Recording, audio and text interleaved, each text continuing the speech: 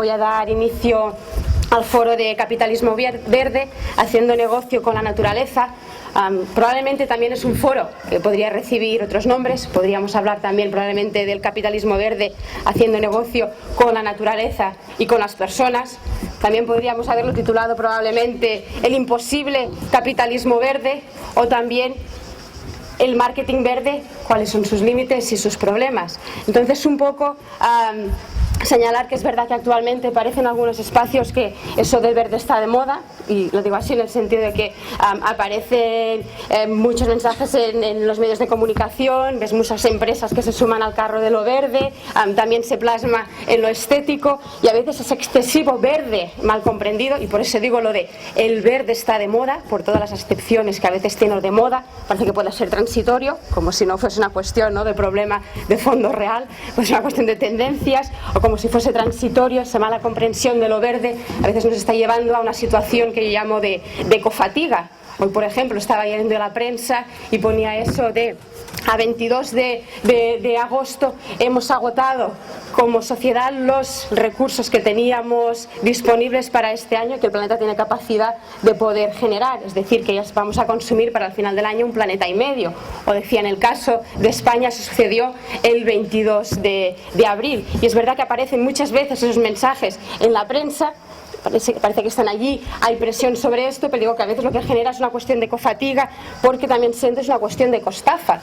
Dices, ¿cómo puede ser que los científicos nos estén diciendo que para 2050 tenemos que reducir en un 80% las emisiones de CO2, si no el planeta se va al garete y aumentamos en más de 2 grados? Hay todas las discusiones ahora sobre los temas del cambio climático, si esta ola de calores no es, si se puede hacer la relación directamente o no, y evidentemente muchos decimos los problemas están siendo muy graves, los científicos los están poniendo encima de la mesa y el tiempo está corriendo ya en nuestra contra, y a pesar de todo eso, los políticos con su gran retórica no están actuando a la altura de lo necesario, y eso tiene el peligro, evidentemente, según el movimiento ecologista, de generar también una situación de ecoparálisis.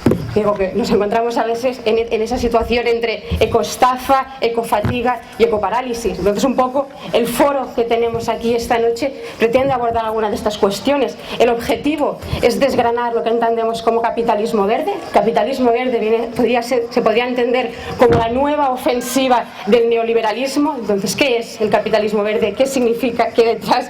Y además de desgranar ese discurso y los riesgos que este entraña, ver también ejemplos concretos, ¿no?, de qué se está implementando y cómo. Entonces, por los distintos ponentes, desde un análisis más general a cuestiones más concretas, por ejemplo, como el tema de la lucha por el tema de la plataforma Eurovegas, abordarán esto. Evidentemente, yo creo que también el foro este año sobre los temas de ecología y capitalismo verde se inscribe en un contexto particularmente interesante e importante, porque hace pocas semanas tuvo lugar lo que se conoció como la Cumbre de Naciones Unidas sobre Desarrollo Sostenible, que en sus siglas abreviadas fue el Río+20, que muchos, irónicamente, pero tristemente, también definían como el Río-20.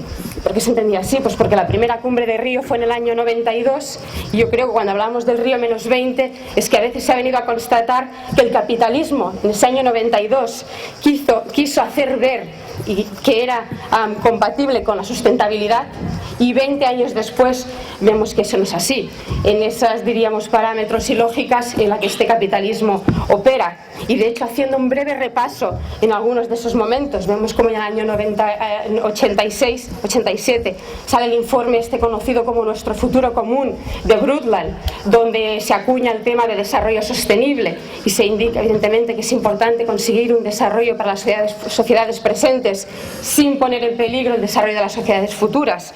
Después, en el año 92, también con Río, se habla de ese principio de responsabilidades comunes pero diferenciadas, un concepto importante donde se decía cada país tiene una responsabilidad distinta porque están distintas de desarrollo, pero son comunes. Y en esa década de los 90 es cuando se desarrollan, por ejemplo, pues lo que después hemos conocido como la Convención del Cambio Climático, de la de biodiversidad, en temas de gestión de sustancias químicas. Es decir, aquellos acuerdos globales internacionales que han venido operando en los últimos años se gestaron en los 90, porque el propio sistema decía que tenía la posibilidad de dar respuestas a nivel global transversal a los problemas que había. Podríamos analizar, pero no voy a entrar en ello, en por qué esos avances se producen en los años 90, pues porque algunos países decían hemos conseguido un cierto desarrollo social y ahora podemos pasar a cuestiones ambientales, porque estos temas empezaban a recibir presión social, porque algunos querían imponer modelos de desarrollo distintos, para decir evidentemente el desarrollo así no puede ser igual en todas las partes del mundo, para condicionar ayuda. Podríamos ver pues los distintos motivos por qué eso avanza en los 90, en los 2000 vive la herencia de los 90, pero vemos que en la década actual ese modelo, decían, de acuerdos globales tiene sus límites y no avanza más. ¿Por qué digo que tiene sus límites? Porque hemos hablado que en el 2009 en Copenhague se esperaba ese acuerdo que diese continuidad a lo que tenía que ser el protocolo de Kioto y fue un fracaso. Los propios gobiernos se habían puesto esa fecha como un acuerdo para un compromiso en reducción de emisiones de CO2, pero esa misma fecha que se habían puesto fueron incapaces de cumplirla y nos encontramos ahora en una situación donde pasan próximos compromisos a 2018 para empezarlos a implementar en 2020, cuando para 2020 ya tenían que haber reducido las emisiones de gases de efecto invernadero de un 25 a un 40%. Con lo cual, evidentemente, yo creo que eso en el fondo evidencia el Río+20. También, como decía, se ha considerado un fracaso por varias cuestiones. Por una parte, porque los mismos gobiernos habían dicho Río+20 tiene que servir para evaluar los avances realizados en estos 20 años. Pero una parte de los países dijeron no estamos interesados en evaluar esos avances. Difícil es cuando el propio Bush padre en el año 92 ya dijo que eso de el American Way of Life, ¿no? El estilo de vida americano no está abierto a negociaciones, y con esas mismas cuestiones, digamos, no se planteó a la cumbre de Río+20, pues evidentemente pensar que no se va a cuestionar el estilo de vida hace muy difícil también el pensar qué medidas se van a tomar sobre eso. De la misma manera también hemos visto en esta reunión pues que la Unión Europea tenía imposibilidad de poner dinero encima de la mesa, está preocupada en otras cuestiones, tampoco no ha habido compromisos concretos. Incluso los propios países emergentes, los llamados BRICS, Brasil, India, Sudáfrica o China, que evidentemente no querían imposiciones globales y que condicionasen, y sintiendo una parte legítima, su modelo de desarrollo, pero en cualquier caso las respuestas venían en el ámbito nacional. Todo eso para decir que en Río+20 hubo mucha retórica, pero no hubo ni compromisos, ni objetivos concretos, ni fechas concretas. Por eso decía al principio que aquel propio sistema o aquel propio modelo por el cual habían apostado los gobiernos para dar respuesta a los problemas medioambientales ha demostrado claramente sus límites, y eso, a mi entender, se explica por una cuestión clara de confrontación de intereses capitalistas a nivel nacional que se ha puesto de evidencia en eso. ¿Cuáles son las dos opciones que están encima de la mesa? ¿Cuáles han sido las estrategias que se están implementando más en clave nacional para dar respuesta a los problemas ambientales? Por una parte, lo que se conoce o definimos muchos como las falsas soluciones, y después Tom va a abordar en su intervención más esas cuestiones. Cuando hablamos de falsas soluciones, ha sido buscar de nuevo en la lógica propia del capitalismo, que es la ley del valor basada en el coste-eficiencia, es decir, tomar medidas que tengan un beneficio económico, todo lo que han sido los mecanismos de mercado. Es decir, ante el cambio climático se plantearon distintos elementos de mecanismos de mercado, que en el fondo es buscar hacer más beneficio, buscar nuevos nichos económicos para eso. También se ha creído mucho en la ilusión de lo tecnológico. A través de la tecnología vamos a poder dar respuestas a los problemas ambientales. Y después también la propia cuestión de la mercantilización de los recursos naturales. Si les ponemos un precio, y creo que esta mañana incluso lo hablamos en el tema de los cuidados, y a veces hay un símbolo allí, ponerle un precio es una forma de visibilizarlo, pero también en este caso hay un peligro propio de mercantilización y está encima de la mesa. También quería señalar, y no me voy a extender mucho más, que creo que también está claro que el capitalismo no opera como un único interés en esto, y a veces, y lo venía también antes hablando con Tom, existen tensiones y creo que se evidencian en esta idea del coste-beneficio y en los tiempos en que este coste-beneficio se realiza. Es decir, sabemos que el capitalismo tiene una gran capacidad para adaptarse e integrar los problemas que surjan, y en este sentido yo creo que el haber acuñado el término de economía verde, que para mí responde más a una cuestión de capitalismo verde, responde a eso, a entender evidentemente que hay problemas ambientales reales, pero buscar una forma también de abordarlos a través de los mecanismos propios que ha venido operando el sistema capitalista y que genere beneficios. Solamente comentar, por ejemplo, el propio término de economía verde, que a veces oímos, capitalismo verde. Las Naciones Unidas lo definía así. Dice que es buscar una economía que tenga bajas emisiones de carbono. Básicamente significa, pues eso, reducir las causas que generan el cambio climático, y está enfocado evidentemente a todo el tema energético. Utilización de recursos de forma eficiente y que sea socialmente incluyente. Evidentemente es una definición que todo el mundo podría comprar y decir, perfecto, si conseguimos una economía que a la vez nos asegure el tema de unas bajas emisiones de carbono, que sea eficiente en recursos y además que sea socialmente incluyente.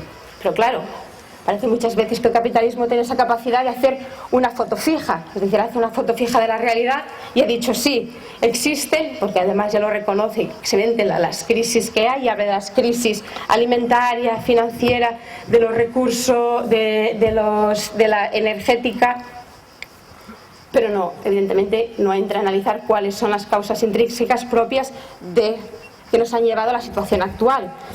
Y las respuestas que el propio sistema da es básicamente reasignar el capital. Pues decía que algunas de estos economistas que han estado promoviendo el tema de economía verde dice, el problema fundamental que ha habido ha sido que la crisis se ha provocado por la manera en la cual se han hecho las inversiones, es decir, se invirtió una gran parte del capital a propiedades, generando burbujas inmobiliarias, a combustibles fósiles y activos financieros. Eso es lo que nos ha llevado a la crisis del modelo capitalista. Y estos capitalistas que promueven la necesidad de un capitalismo verde, en gran parte viene a decir, habría que haber hecho inversiones de otra manera. Haber invertido, por ejemplo, lo dicen así, en energías renovables, en eficiencia energética, en transporte público, en agricultura sostenible y en conservación del agua y el suelo.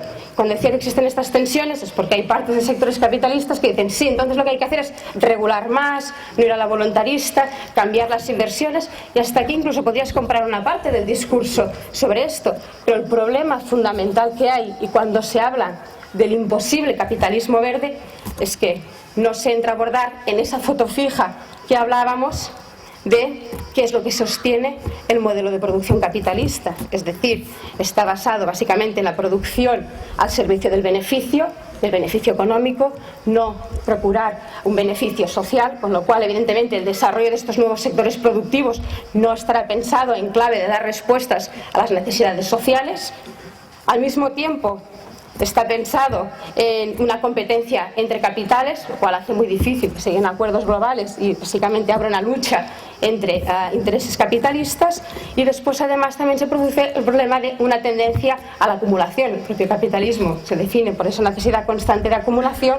Evidentemente, y nos parece a todos muy obvio, hablar de una acumulación constante en un sistema de recursos finitos en sí es una propia contradicción, y en este sentido ya comentaba Michael Lowy cuando decimos, creemos que el actual sistema capitalista no puede regular y mucho menos superar las crisis que ha desatado.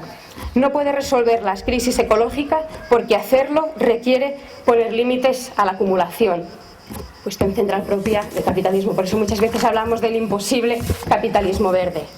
Llegados a este punto, muchas y muchos podréis decir, y todo esto va a contarme algo que ya sabía. Probablemente tendréis razón, pero la cuestión yo creo aquí, y parte del debate que abramos después a las intervenciones, es cuál es la tarea que tenemos desde izquierda anticapitalista. Yo creo que evidentemente es desmontar en parte esas falsas soluciones, desmontar esos elementos del capitalismo verde, pero hay que ir más allá, hay que repensar evidentemente en qué hablamos o qué significa ese cambio de modelo, qué significa esa necesaria transición y qué retos habrá que abordar.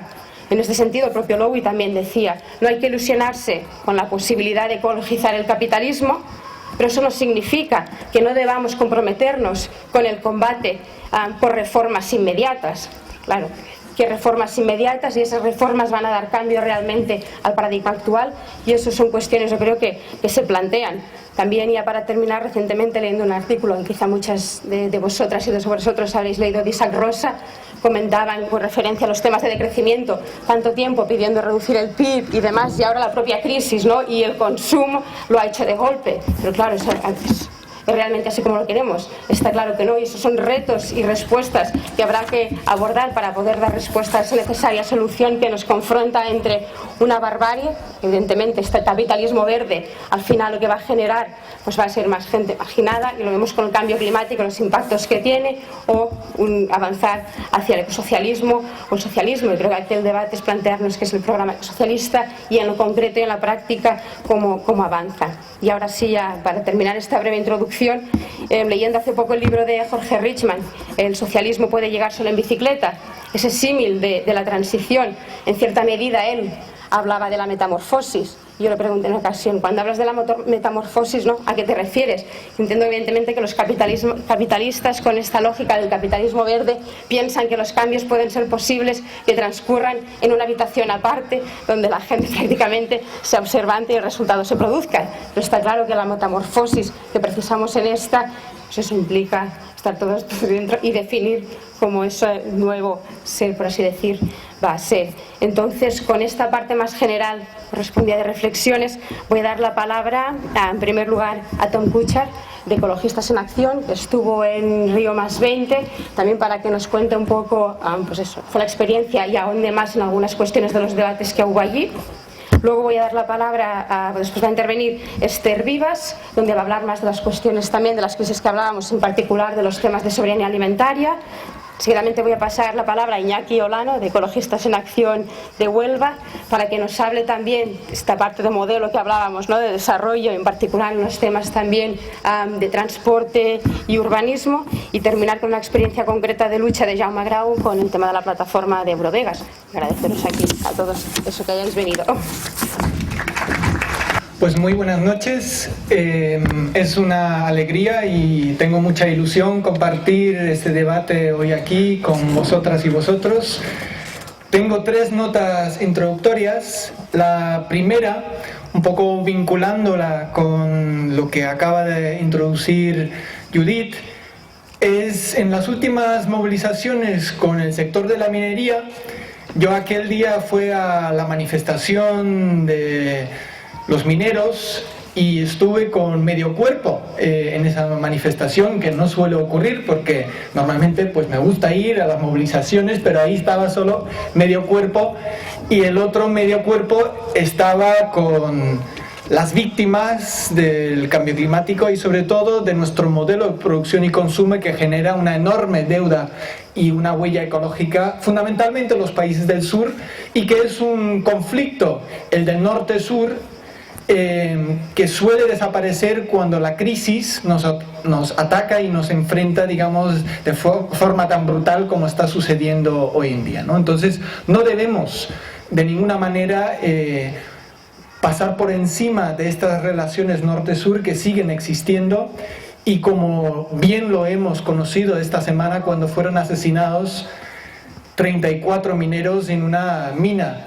de uno de los recursos naturales que se usa, por ejemplo, en el sector de la economía verde, que es la introducción pues de filtros en los coches para ser más verdes y más eficientes energéticamente, ¿no?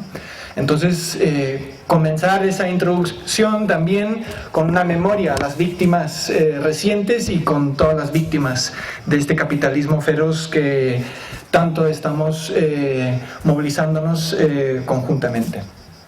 La segunda nota introductoria es que necesitamos nuevos diccionarios, y ahí el lenguaje, ¿qué poder tiene el lenguaje, no? Yo creo que también Judith lo ha mencionado muy bien. Cuando hablamos de economía verde tenemos que empezar a acostumbrarnos de que la naturaleza ahora se llama capital natural. Los procesos naturales, como por ejemplo la regeneración de biodiversidad en los ríos o la propia filtración en los mares y la descomposición y la descontaminación o la fotosíntesis, ahora se llaman servicios ecosistémicos. Los bosques, ríos, lagos, montañas se llaman infraestructuras verdes. Y la biodiversidad y los espacios naturales, que muchas veces pues pasamos ahí nuestros tiempos libres, ahora se llaman activos financieros. Claro, de todo eso no es casualidad ni es algo históricamente nuevo. Ya cuando el liberalismo pues empezó la parcialización, digamos, en Inglaterra, y con palabras como las de Jean-Jacques Rousseau, que dejaba muy claro que simplemente tienes que poner aquí una zanja y decir que esto es tuyo, y ya, digamos, haces un proceso de, digamos, ataque frontal a los comunes, ¿no? Pero si vemos el documento oficial que salió de la Cumbre de Naciones Unidas sobre Desarrollo Sostenible, esa palabra desarrollo sostenible apareció 280 veces en esa declaración tan vacía. Sin embargo, nos tuvo bien ocupado a lo largo de los últimos 20 años, y también dividido entre los movimientos sociales y ciertos sectores de las ONGs, qué era eso del desarrollo sostenible y si realmente era una herramienta de lucha contra el sistema, o más bien se habían integrado en el sistema con este paradigma del desarrollo sostenible muchos de los esfuerzos de movilización y de los esfuerzos de la sociedad civil.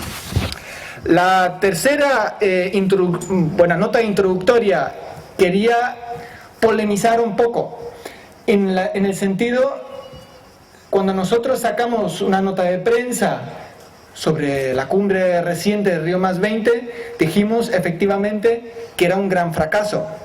Pero luego, con algunos ejemplos, quiero señalar, tenemos que ser muy cuidadosos cuando pensamos que hemos ganado la batalla política, porque efectivamente en los medios de comunicación a nivel mundial la cumbre oficial quedó como un fracaso y como una cumbre absolutamente inútil.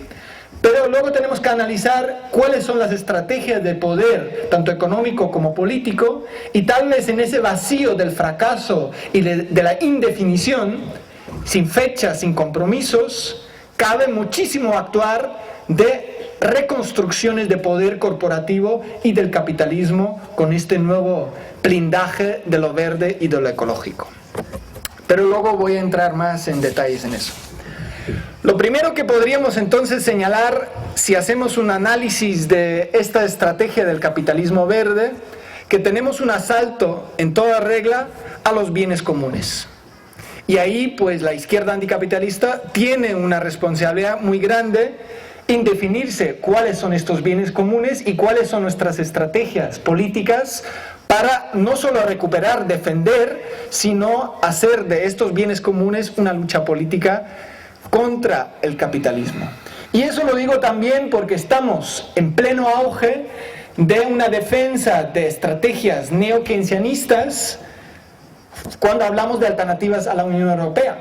Hemos hablado y hemos escuchado frente a algunas de las cumbres de convergencia de los movimientos sociales y de la izquierda anticapitalista en los próximos meses, por ejemplo en Florencia en noviembre, que posiblemente una de las propuestas que está sobre la mesa es el New Green Deal, ¿no? Esa nueva propuesta de crecimiento basado en esta economía verde, y que puede ser, digamos, un nuevo fracaso también desde la izquierda, que ha defendido también el Tratado de Maastricht y otros actos criminales que han ido surgiendo desde el seno de la Unión Europea. Entonces tenemos que ser muy cuidadosos, y yo más bien definiría, digamos, el capitalismo verde o esta estrategia de economía verde como, en, digamos, definiciones marxistas, de una acumulación por disposición y sobre todo de destrucción. Tenemos ambos conceptos bastante bien enmarcados. Y lo quiero señalar, digamos, en 4 grandes características donde tendríamos que echar un ojo. La primera sería la Unión Europea como el actor o uno de los actores más importantes en el comercio internacional y las estrategias del capital en las políticas de inversiones. Y eso pues tiene unas consecuencias económicas, sociales y ambientales que aquí no lo tengo que explicar, pero tenemos que ver cómo, por ejemplo, en el sector de la agroindustria, esa globalización del modelo agroindustrial es una de las causas fundamentales del cambio climático y de las consecuencias que sufren pues cientos de miles de personas que mueren a causa del cambio climático cada año, y eso lo podemos considerar como un crimen de lesa humanidad. Entonces también tenemos una serie de importaciones de materias primas sin las que el capitalismo europeo simplemente no funcionaría. o sea, las víctimas de la mina en Sudáfrica el otro día, es simplemente un ejemplo más donde podemos sumar miles de víctimas cada año que son víctimas de nuestro modelo de producción y consumo, y donde tenemos una asimetría de poder y unas guerras por los recursos pues tremendas, y donde las víctimas pues son millonarias. Y esa relación tenemos que demostrar. O sea, no existe ninguna economía verde, sino existe, digamos, una enorme dependencia de la economía, de nuestros procesos de metabolismo de nuestra economía capitalista en la Unión Europea, en base de esta sistemática violación de los derechos humanos, pero sobre todo en un aumento sistemático de las destrucciones de nuestras bases sobre la vida y la destrucción del medio ambiente. El segundo elemento que tiene que ver con este capitalismo verde son las falsas soluciones tecnológicas. Y ahí tenemos el ejemplo de los agrocombustibles. Se nos ha hecho creer que vamos a poder sustituir una parte de los combustibles fósiles utilizados en el transporte motorizado utilizando materias primas que antes se utilizaba para la alimentación. Pues ahora tenemos un debate que todavía aquí en los medios de comunicación no está muy bien reflejado, pero si vais a los medios de comunicación en Alemania, ahí incluso un ministro de la derecha ha pedido que se termine usar agrocombustibles para el transporte motorizado por la nueva crisis alimentaria que se está gestando. En Estados Unidos hay un debate muy caliente sobre el tema porque utilizan el 40% de las cosechas del maíz para el etanol. Y estamos viendo no solo que los agrocombustibles han aumentado las emisiones de gases de efecto invernadero, son una bomba de relojería a nivel mundial en términos de destrucción ambiental y de desplazamiento masivo de personas y de poblaciones campesinas e indígenas. Pero también tenemos otras falsas soluciones como la geoingeniería.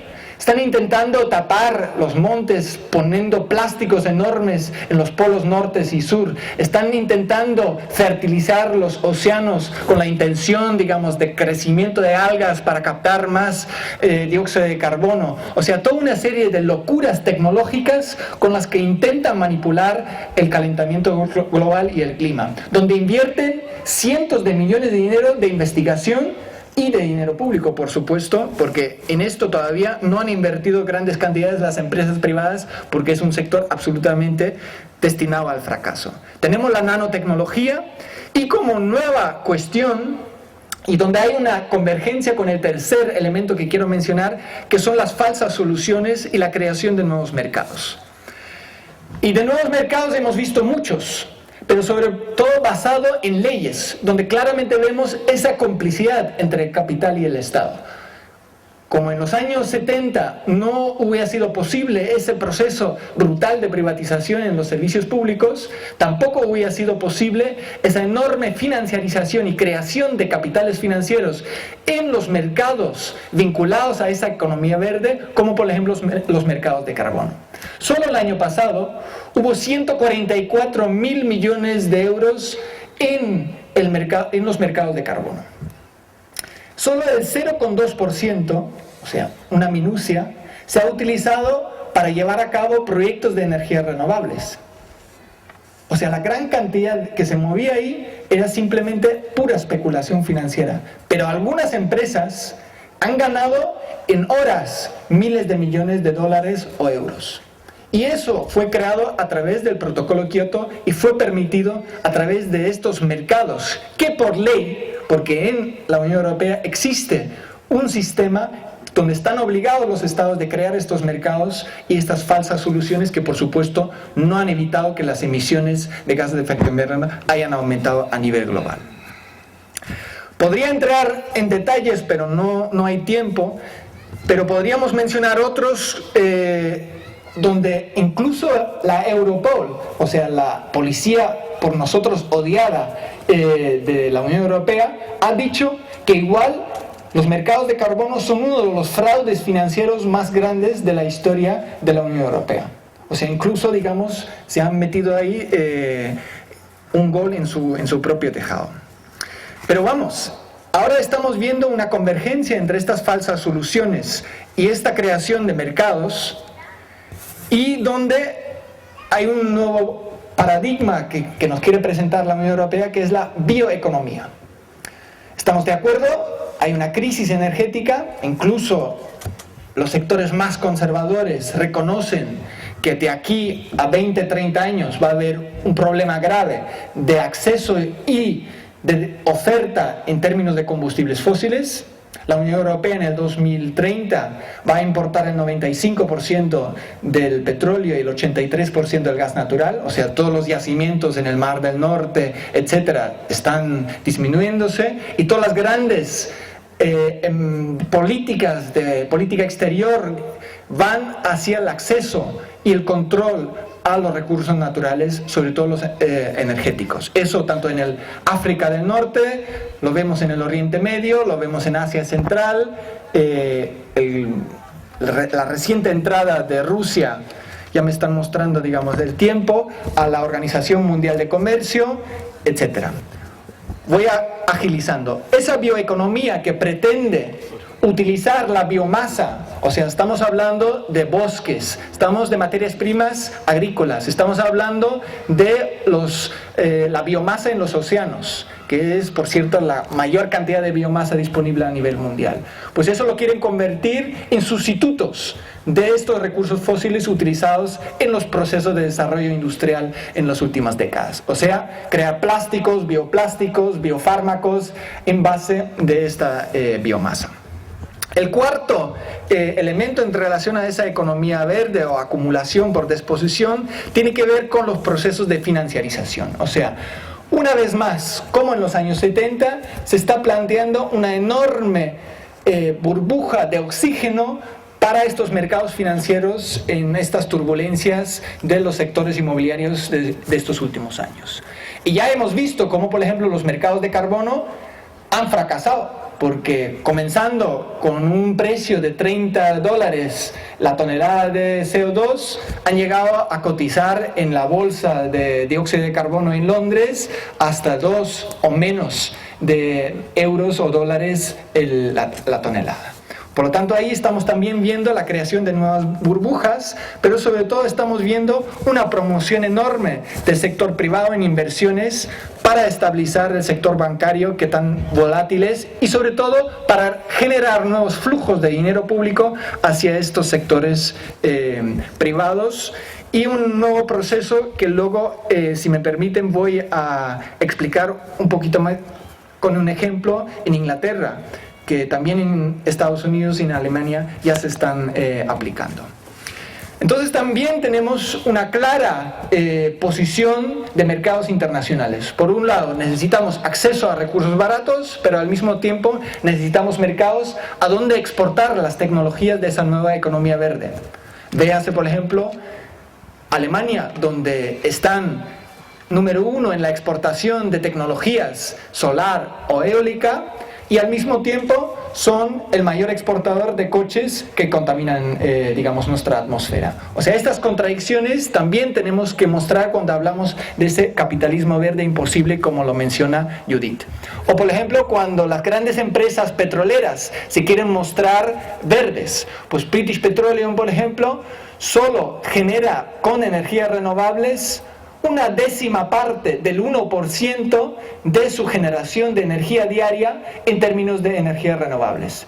Y eso que ellos han cambiado incluso su logo para decir que no, British Petroleum en realidad es una empresa verde y sostenible, cuando eso en los datos reales es absolutamente falso. Entre 2005 y 2009, solo el 4% de sus inversiones nuevas iba destinado a las energías renovables. Y una empresa de solar que compraron en 1999, en ese año era 3 veces más barato que todo el coste de publicidad que destinaban para demostrar al mundo que era una empresa que destinaba mucho dinero y mucho esfuerzo en las energías renovables.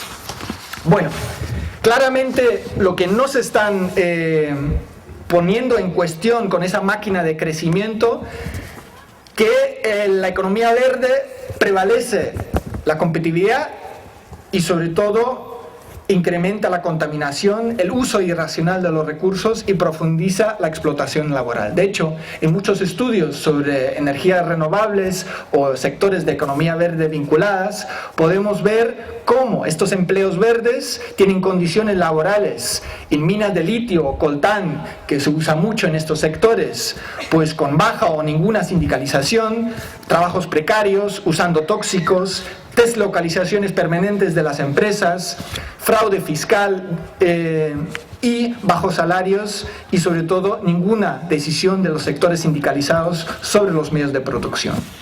Entonces ahí tenemos un claro aviso que necesitamos en el debate sobre energías renovables y sobre energía verde, un discurso claramente anticapitalista. Porque hemos visto que el Estado no es neutral en todo eso, defendiendo siempre los intereses de las grandes corporaciones. Y por eso estamos viendo cómo la carrera que se está dando en relación a las energías renovables o esa economía verde, en realidad solo aumenta la presión y la competitividad sobre el acceso a los recursos naturales a nivel mundial. Por lo tanto, todas las denuncias que hemos hecho sobre violaciones a los derechos humanos en el sector de la minería, etcétera, simplemente se añade a las demandas adicionales que había anterior, porque no se sustituyen, simplemente se desplazan y a nivel mundial pues la Unión Europea, Estados Unidos compite con otros actores en los mercados internacionales. Y eso lo tenemos que vincular con las estrategias de políticas comerciales de la Unión Europea, que son sumamente agresivos y firman tratados de libre comercio con todas estas regiones del mundo. Y para analizar realmente las consecuencias reales de esta nueva carrera por los recursos naturales, pues tenemos que ver que estamos hablando realmente de políticas de exterior, políticas de defensa, control de territorios y un nuevo imperialismo de diplomacia de recursos que se están dando. Incluso en las negociaciones del clima, donde supuestamente se hablaría de una economía verde o de una apuesta por las energías renovables, hay realmente unas luchas sobre la competitividad del comercio internacional. Y eso siempre pues asegurando la competitividad de las empresas de cada país que se presenta ahí. Quiero señalar en esta última cumbre de Río+20, cómo realmente esa estrategia de economía verde y capitalismo verde ha llevado a una nueva transferencia de poder a las corporaciones. Primero fue la cumbre de Naciones Unidas con más presencia de los sectores empresariales y corporativos. Hubo una conferencia de las empresas multinacionales que se llamaba Business Day, donde claramente han abierto dos frentes nuevos con Naciones Unidas. Una, que ante la falta de financiamiento de los estados por la crisis económica mundial, van a ser las empresas que van a empezar a financiar agencias de Naciones Unidas, sus programas o algunos eventos como por ejemplo de la Organización Internacional del Trabajo. Y van a ser un interlocutor especial porque hasta ahora son parte de los 7 grupos de los diferentes interlocutores entre estados y la sociedad civil, entre comillas, donde las empresas son uno de ellos, como las ONGs son otros. Pues las Naciones Unidas han sugerido en esa cumbre de las empresas que ahora tengan un estatus diferente y sobre todo eso fue promovido por la Cámara Internacional de Comercio, que impidió en diferentes ocasiones que haya reglas obligatorias sobre la rendición de cuentas de estas mismas empresas. Tenemos el Consejo Mundial de Empresas para el Desarrollo Sostenible, donde hay más de 300 empresas criminales, y ellos han presentado un documento que os recomiendo mucho a buscar en internet, que se llama Visión 2050. También tenemos para Río+20 la Declaración sobre Capital Natural, también muy recomendable, y ver cómo algunos sectores derechizados de las ONGs han hecho causa común con los sectores más criminales de las empresas multinacionales para defender las dogmas neoliberales como la propiedad privada o poner precios a la biodiversidad o a otros ecosistemas. Eso fue promovido sobre todo por los bancos y los sectores de servicios financieros y los seguros. Hubo más de 700 compromisos voluntarios sobre partenarios público-privados. fundamentalmente en el sector de generación de energía hidráulica de grandes represas, sobre todo en los países del sur, y la promoción de los agrocombustibles. Por eso dijo Donald Steinberg, de la Agencia de Cooperación al Desarrollo de Estados Unidos, que estos grupos de trabajo y side events eran realmente los eventos verdaderamente importantes y centrales de la Cumbre de Naciones Unidas. Y para citar a algunas otras personas, Karl Falkenberg de la Unión Europea dijo: para la economía verde necesitamos las empresas, a la que respondió PricewaterhouseCoopers, que es una de las empresas de asesoría en el sector empresarial más importante. Los líderes políticos han tenido una actitud responsable en Río porque nos han traspasado las decisiones sobre la economía verde a las empresas. Y bueno, ¿cuáles son estas? Y con eso intento terminar, pero quería polemizar si realmente fue un fracaso o realmente fue uno de los momentos de mayor privatización y con modificación de la naturaleza que hemos visto en cumbres oficiales a lo largo de las últimas décadas. Tenemos un programa que sea energía para todos.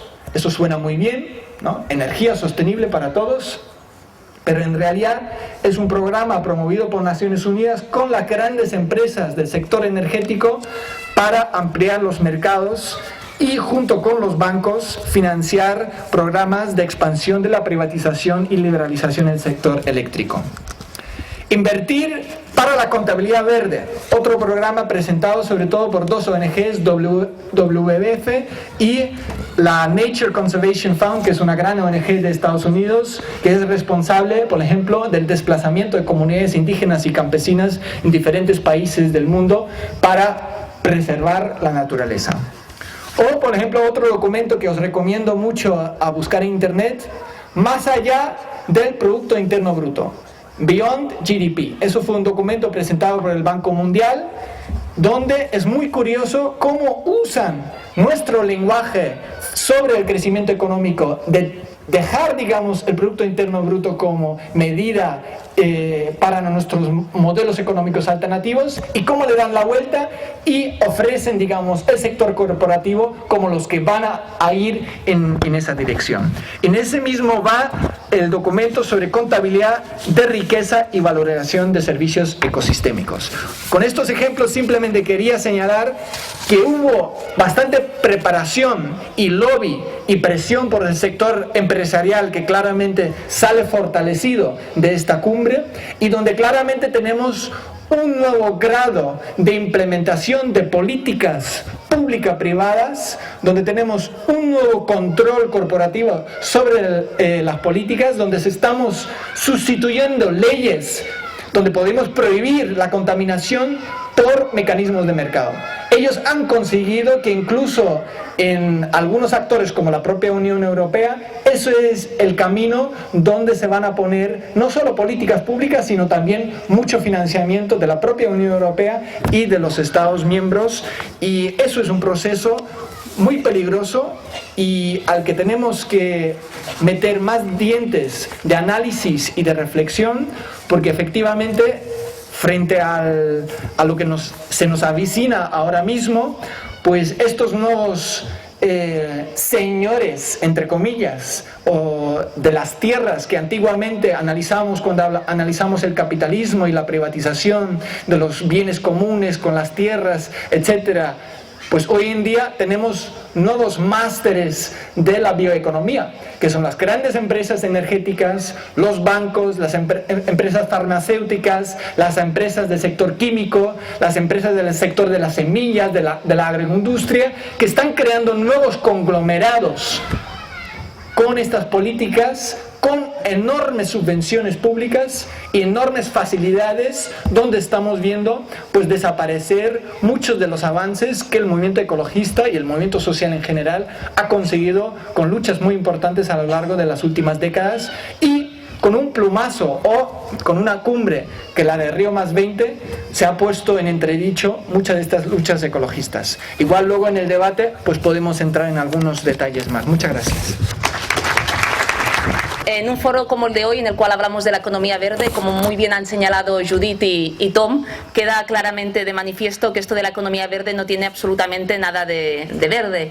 Pero como bien sabemos, el adjetivo de verde vende en lo económico, vende en lo político, y ya en los años 60, 70 nos hablaron de la revolución verde y nos hicieron creer, o quisieron que nos creyésemos, que con la revolución verde se acabaría con el hambre en el mundo, cuando con la revolución verde lo único que se hizo fue privatizar la agricultura y la alimentación y generar mucha más hambre en el mundo. Hemos visto también con el adjetivo de verde acompañando el nombre de muchos partidos políticos que se llaman verdes y en cambio apuestan por la construcción de grandes infraestructuras en el territorio. También más recientemente nos han hablado de los brotes verdes que nos tenían que sacar de la crisis y aún los estamos esperando. Por lo tanto, vemos que esto del verde, como decía Judith, está de moda, lo verde vende, y ahora ha llegado el turno de la economía verde. Nos quieren vender la moto de la economía verde, pero la economía verde no tiene nada de ecologista, es más bien una economía de la usura, una economía de la avaricia, una economía de la privatización. Y en definitiva la economía verde, como bien comentaba Tom, es la nueva ofensiva del capital por privatizar la naturaleza o por privatizar lo que queda de privatizable de la naturaleza. Y al frente de esta economía están las principales empresas de la industria energética, agroalimentaria, farmacéutica, biotecnológica, etcétera, etcétera, etcétera. Estas son las que van a ganar con esta economía verde. Y en mi intervención voy a centrar cómo esta economía verde, o también capitalismo verde, capitalismo teñido de verde, pues también intenta hacer negocio con la agricultura, con la alimentación y en definitiva con la comida. Porque hoy estamos asistiendo, aunque a lo mejor no salga mucho por la televisión porque no es noticia, estamos asistiendo a una nueva subida del precio de los alimentos, sobre todo de los cereales básicos como el maíz y el trigo. Y este aumento del precio de la comida, como ya sucedió en los años 2008, convierte a los alimentos en inaccesibles para amplias capas de la población. Y hoy en día vemos la gran paradoja, como a pesar de que en el mundo se producen más alimentos que nunca en la historia, más de 1.000 millones de personas en el mundo pasan hambre. Una parte muy importante en los países del sur, pero también cada vez más gente pasa hambre aquí en el norte. Y la gran paradoja es que, según la propia Organización de las Naciones Unidas, hoy se produce alimentos que podrían dar de comer a 12.000 millones de personas en el planeta. Y en el mundo lo habitan 7.000 millones de personas. Por lo tanto, habría de haber comida para todo el mundo e incluso podría sobrar. Pero en cambio la realidad es totalmente al contrario. 1 de cada 7 habitantes en el planeta no tiene acceso a la comida. Porque si hoy en día tú no tienes dinero para pagar el precio cada día más caro de la comida, si tú no tienes acceso a los medios de producción que dan de comer, a la tierra, al agua, a las semillas, pues no comes. Y lo que hemos visto, por lo tanto, es que los alimentos se han convertido en una mercancía en manos del mejor postor. El sistema capitalista ha impactado de una manera directa y brutal en este modelo de producción, distribución y consumo de alimentos. Y hoy básicamente un puñado de grandes empresas de la industria agroalimentaria que controlan toda la cadena, desde la producción de alimentos hasta su distribución final en los supermercados, son las que acaban decidiendo qué comemos, qué precio pagamos por aquello que comemos, cómo se elaborado, en qué condiciones y qué contiene. Y por lo tanto un puñado de empresas como DuPont, Syngenta, Kraft, Nestlé, Danone, Mercadona, Carrefour, Alcampo, El Corte Inglés, estas deciden aquello que consumimos. Y está claro que estas empresas básicamente buscan hacer negocio, buscan aumentar su tasa de beneficios a costa de nuestra salud, a costa de los derechos laborales de los trabajadores, a costa del campesinado, a costa del medio ambiente. Y por lo tanto esto explica cómo la lógica del capital, al impactar de manera brutal en este sistema agrícola y alimentario, convierte los alimentos en una mercancía. Y por lo tanto, si tú no tienes dinero para comprarlos, no comes. Esto explica por qué 1 de cada 7 personas en el mundo pasa hambre. Porque hay comida suficiente. De hecho, cada día se tiran toneladas de comida, pero estos alimentos no son accesibles para una parte importante de la población. Y creo que también es importante señalar que no solo este capitalismo o el capitalismo verde intenta mercantilizar los alimentos, los cereales, etcétera, etcétera, e impacta de pleno en este modelo de producción agrícola alimentario, sino también el sistema patriarcal impacta de pleno en este modelo de producción, distribución y consumo de comida, porque se da la gran paradoja a nivel mundial que las mujeres somos las principales productoras de alimentos, sobre todo en los países del sur. Entre el 60 y el 80% de la producción de alimentos en el sur está en manos de las mujeres. Pero en cambio, paradójicamente, las mujeres, junto a los niños y las niñas, somos las que más pasamos hambre. En definitiva, un 40% del hambre crónica en el mundo lo padecemos las mujeres y los niños y las niñas. ¿Cómo es? Evidentemente, las mujeres trabajamos la tierra, pero no tenemos muchas veces derecho a la propiedad de la tierra, no tenemos derecho a los medios de producción que dan de comer, no tenemos derecho al crédito agrícola. De hecho, del total del crédito agrícola mundial, tan solo el 1% va a parar a manos de las mujeres. Y esto explica esta situación. El sistema capitalista y el sistema patriarcal, al impactar de lleno en este modelo de producción de comida, este modelo de sistema patriarcal que invisibiliza, supedita el trabajo de las mujeres, pues evidentemente genera esta situación. Y no solo en los países del sur, también en el norte. ¿Cuántas campesinas han trabajado toda su vida en el campo, pero no han cotizado para la seguridad social, para el desempleo, para la jubilación? Y por lo tanto, cuando planteamos alternativas al actual modelo agrícola alimentario, no solo se tienen que hacer desde una perspectiva netamente anticapitalista, sino sobre todo feminista. Porque sin una perspectiva feminista de cambio, sin permitir el acceso a los recursos naturales, a los medios de producción, a las mujeres, no hay alternativa posible, no hay soberanía alimentaria posible. Y creo que es un elemento también a tener en cuenta a la lógica de analizar los hilos que mueven el actual sistema agroindustrial. También antes comentaba que en los últimos tiempos ha aumentado el precio de los cereales básicos, del trigo, del maíz, y en definitiva esta situación nos está conduciendo a una situación de crisis alimentaria que podría ser similar a la que ya tuvo lugar en el año 2008, cuando se multiplicaron por todo el planeta varias revueltas del hambre, sobre todo en los países del sur. Y creo que es importante preguntarnos por qué sube el precio de la comida, por qué sube el precio de los alimentos. Y una de las causas principales, como ya antes comentaba Tom, una de las causas que empuja al alza del precio de los cereales básicos es el aumento de la producción de agrocombustibles, de los llamados biocombustibles. Gobiernos como el de Estados Unidos, gobiernos en la Unión Europea, gobiernos de Brasil han apostado por la producción intensiva de agrocombustibles, lo que implica dedicar cereales, dedicar maíz, dedicar trigo a producir el llamado petróleo verde, diciendo que esto irá bien para acabar con el cambio climático, etcétera, etcétera. Pero en definitiva, esto lo que hace es generar competencia entre la producción de alimentos, de cereales, para elaborar petróleo verde para los coches, para la industria, con la producción de estos mismos cereales para comer. Y por lo tanto aumenta la demanda de estos cereales, aumenta su precio, y quienes salen perdiendo son los más pobres entre los pobres, porque en la medida que el precio que esta comida aumenta, no lo pueden pagar. Y esto en definitiva fue una de las causas de la crisis de la tortilla del año 2008, por ejemplo, en México. Y por lo tanto es una de las causas, ¿no?, que explica esta situación de subida del precio de cereales básicos. Una vez más, como las empresas buscan hacer negocio con la comida, ganar dinero, prescindiendo de que la comida es un derecho, debería ser un derecho básico para todo el mundo, que todo el mundo pueda comer. Y otra de las causas también del aumento tan importante del precio de la comida que se está llevando a cabo, y que de hecho ya se lleva a cabo desde hace unos cuantos años, es que se está produciendo una creciente especulación financiera con los cereales y con los alimentos. De hecho, a veces cuando hablamos de crisis alimentaria nos parece que esto nos cae muy lejos de la situación de crisis económica, social que aquí estamos padeciendo. Pero es importante tener en cuenta que los mismos que nos han conducido a esta situación de crisis económica y social, los mismos que especularon con las hipotecas subprime allí en el año 2007-2008, los mismos que especularon con la vivienda, son los que hoy especulan con la comida y con los cereales en los mercados de futuro, en la bolsa del comercio de Nueva York, de Chicago, etcétera, etcétera.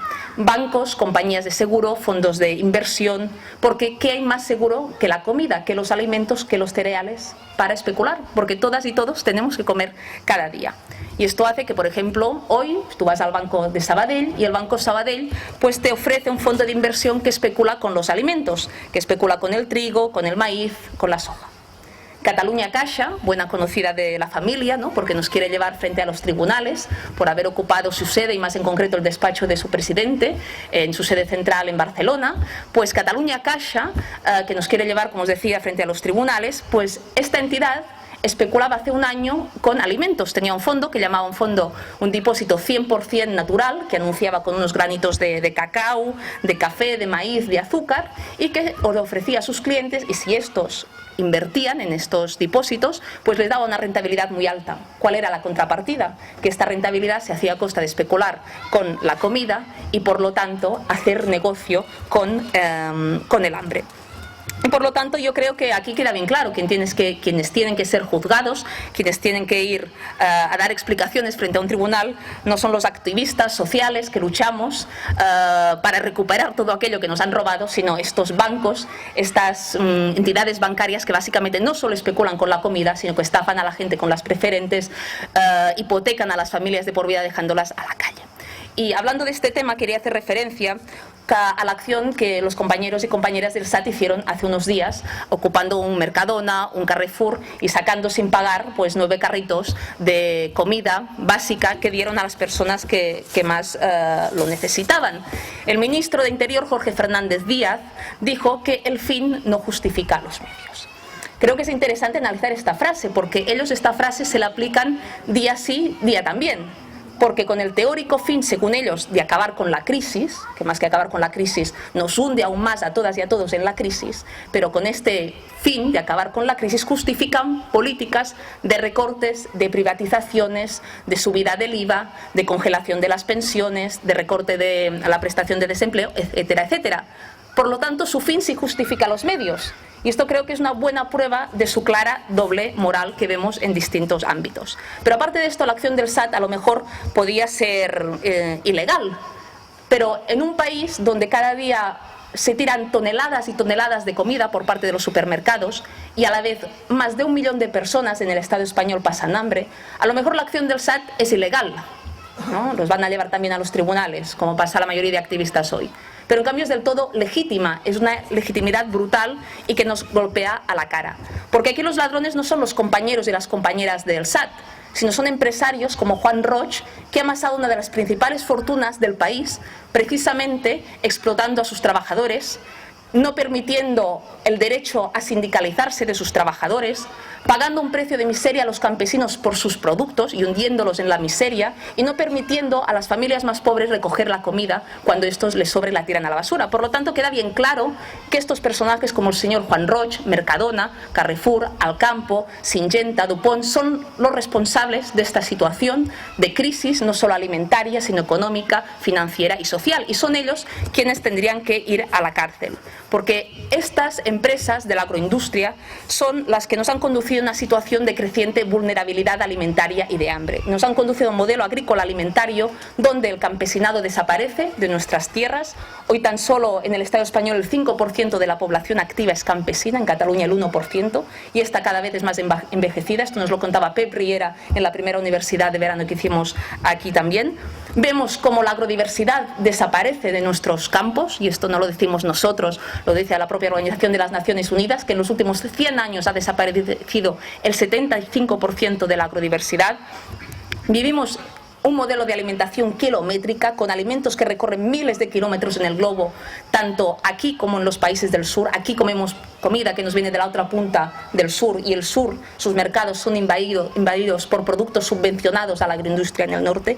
Por lo tanto, es un modelo agroalimentario que explota a los trabajadores, acaba con la agrodiversidad, acaba con el campesinado y que además, por postres, nos enferma. Porque cada vez más aumentan las enfermedades vinculadas a aquello que comemos. Porque si en parte somos aquello que consumimos, si comemos productos elaborados cada vez más con transgénicos, fertilizantes químicos, pesticidas, potenciadores del sabor, etcétera, etcétera, todo esto tiene un impacto también en nuestra salud. ¿Y todo esto por qué? Porque unas pocas empresas que monopolizan el sector agroalimentario quieren hacer negocio con la alimentación, y lo último que les importa es nuestra salud, es un mundo rural vivo, es un campesinado que pueda vivir de trabajar la tierra, etcétera, etcétera, etcétera.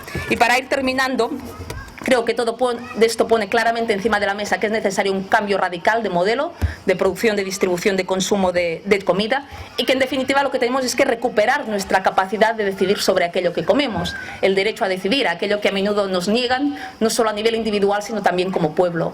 Y recuperar este derecho a decidir en relación a la agricultura y la alimentación, reivindicar lo que Vía Campesina llama la soberanía alimentaria, ser soberanos, tener capacidad de decidir, y que no lo que comemos sea decidido por unas pocas empresas del capital que básicamente buscan hacer negocio a costa nuestra y del planeta. Y por lo tanto acabar con una idea. Hace más de un año, cuando el 15M ocupaba las plazas, cuando salíamos a la calle, cuando ocupamos este espacio público que nos privatizan día tras día, el movimiento reivindicaba más democracia, una democracia real. Creo que es importante también reivindicar esta democracia real en las políticas agrícolas y alimentarias y por lo tanto reivindicar que los alimentos son para comer, no es para especular y que la tierra es para quien la trabaja. Muchas gracias. Desde hace un par de años parece que todo el mundo está de acuerdo, o al menos en este país hay mucha gente que está de acuerdo, en que las características de la crisis en los territorios del Reino de España son muy especiales por el grado de especulación y corrupción inmobiliaria que ha habido, ¿no? Digo que desde hace un par de años, porque ahora parece que todo el mundo sabía lo que estaba pasando y sabía que iba a tener algunos efectos insanos. Los está teniendo muy insanos, efectivamente, pero durante las 2 últimas décadas, quienes nos hemos enfrentado a la corrupción inmobiliaria, al saqueo a la naturaleza, al asalto a la naturaleza, muchas veces, la mayor parte de las veces, nos hemos encontrado con que el argumento que teníamos enfrente era que aquello iba a seguir siempre, que que lo que se estaba haciendo era sostenible también y que éramos unos alarmistas directamente. Ese ha sido un poco lo que hemos escuchado en estas 2 últimas décadas. Lo que me ha tocado y quería contar hoy aquí era fundamentalmente, bueno, sobre todo dar unos retazos de cómo ha sido esta situación, explicar también quizás algunos ejemplos. Visto lo de los 20 minutos, yo había pensado en una intervención muy sintética y había utilizado a uno de los cronistas que sí que ha estado contando todo esto y lo ha estado contando con muy pocas frases, el Roto. Entonces, bueno, tenía intención de poneros ahí, con 10 viñetas tenía la charla hecha y ya, yo estaba ya contentísimo con mi carácter vago de siempre, ¿no? Pero, como no es posible, en algunos casos no me resistiré a contaros alguna de ellas por lo menos, porque esa crónica sintética ha explicado muy bien lo que ha ido pasando y en qué situación estamos y qué están haciendo los otros y qué hacemos o dejamos de hacer nosotros, ¿no? En primer lugar, ¿qué ha pasado? Pues ha habido un auténtico asalto a la naturaleza, una destrucción por tierra, mar y aire. Lo del aire, que de alguna forma se corresponde con el ámbito más global, con eso que han explicado Tom, fundamentalmente en relación con el cambio climático, las emisiones de CO2, los problemas relacionados con la calidad de aire que sufrimos en buena parte de las zonas industriales y de los núcleos urbanos, pero me voy a detener más en lo más aparente, en lo más relacionado justamente con la crisis inmobiliaria, que es lo que tiene que ver con la tierra y con el mar. Hemos vivido una época en que la destrucción, sobre todo de la costa y también de los espacios naturales cercanos a las grandes urbes, en nuestro país es prácticamente brutal para hacerlo en dos décadas. Hay espacios, como la costa de Málaga, que están urbanizados al 100%, en primera línea litoral. Y en muchos casos la urbanización ha subido por las laderas y en algunos sitios, como la comarca de la Axarquía, por ejemplo, nos podemos encontrar con urbanizaciones difusas que ocupan todas las laderas y son ilegales además. Directamente son ilegales. Eso sí, se han construido no con permisos escritos, pero sí con la seguridad de que una vez construido y vendido, los ayuntamientos iban a dar los correspondientes permisos para dotarlos de agua, generar los servicios mínimos para esos lugares. Cuestiones similares nos podemos encontrar pues, en otros sitios como la Manga del Mar Menor, que es un buen ejemplo de una de las viñetas que traía del Roto, en la que aparece un gran bloque en el que un veraneante dice desde lo alto de la terraza: ¡qué maravilla! Desde la terraza solo se ve el mar. Y desde el mar, un bañista dice: ¡qué espanto! Desde el mar solo se ven terrazas. ese ha sido un poco el modelo de construcción y de ocupación del terreno en el litoral. Urbanismo, modelo de urbanismo, no ha habido. También lo dice el Roto muy bien, en otra viñeta en la que aparece una montaña de ladrillos con un letrero que pone arriba: aquí yace el urbanismo. Porque efectivamente el modelo es un modelo en el que no ha existido ordenación del territorio, sino fundamentalmente después de una primera época o de algunos sitios en los que hay un modelo de urbanización intensivo, que es el que más llama la atención, que es el de los grandes bloques tipo Benidorm, etcétera. Luego ha habido otro modelo que es probablemente más peligroso, que es colocar esos bloques en horizontal, en vez de para arriba, en el suelo, ocupando territorio. Un modelo de urbanización extendido con una serie de aditamentos que son fijos prácticamente en todo el litoral. Campo de golf, no puede faltar un campo de golf en una urbanización. Puerto deportivo, por supuesto. Cuando se acabaron los campos de golf, ahora, en Andalucía al menos, que es lo que yo más conozco, ahora están con los puertos deportivos. Quieren hacer en cada urbanización fracasada, quieren hacer un puerto deportivo que es el que va a garantizar que la urbanización se pueda vender, porque claro, todos tenemos un yate, una embarcación que tenemos que aparcar en alguna parte.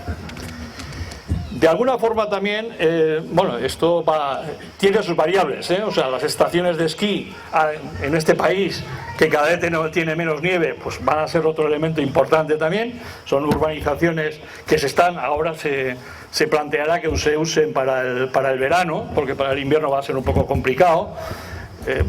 Nuestros vecinos de al lado, los portugueses, tampoco se escapan de eso. Tienen una estación de esquí que es ejemplar en sí misma.